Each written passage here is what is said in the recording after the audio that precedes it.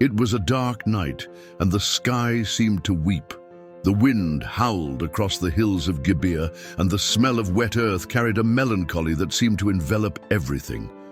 There, in the midst of the storm, a solitary figure stood, defying the fury of the heavens.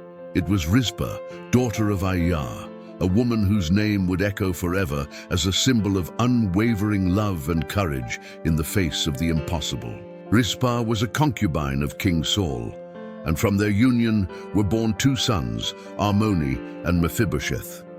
However, the days of glory of the house of Saul had disappeared like sand in the wind. Israel was in the grip of a severe famine, and David, now king, sought the face of God to understand the reason for this punishment. It was revealed that the famine was a consequence of an old sin of Saul against the Gibeonites. To appease God's wrath, a deal was made.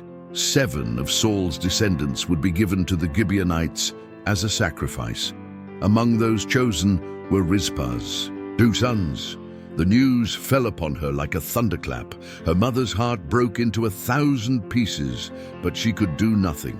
Armoni and Mephibosheth were taken, along with 5 other descendants, and hanged on a hilltop. Their bodies were left exposed, a final and public humiliation. But Rizpah, in her grief, did something no one expected. She would not accept that.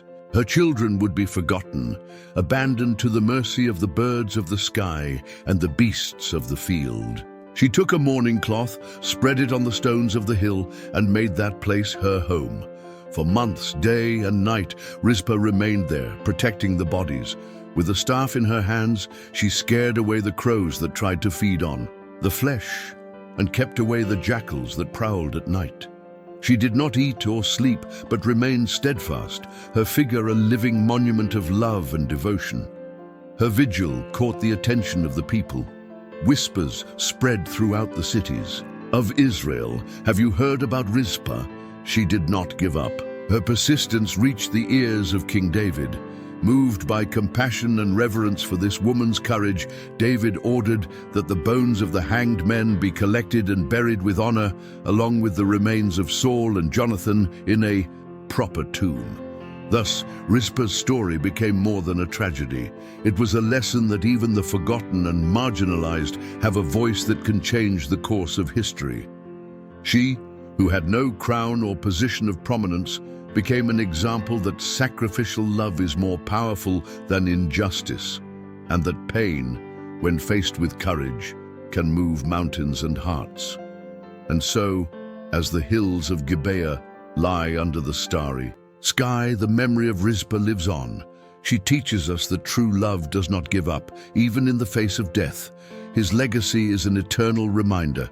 We cannot control all of life's circumstances, but we can choose how we respond to them. And when we respond with love, persistence, and justice, we leave an impact that transcends time.